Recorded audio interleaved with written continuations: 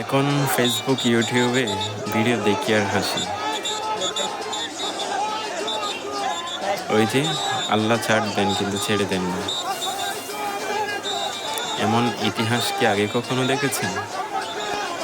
আমরা খুনি হাসিনার আমলে অনেককেই দেখেছি রিমান্ডে নিতে বা থানা হেফাজতে নিয়ে যাইতে, বাট এরকম অসম্মানী কি কখনো দেখেছেন?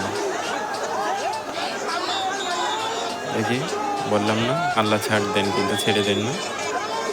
দেখেন, চিন্তা করা যায় উনি নাকি ইউনিভার্সিটির বিসি।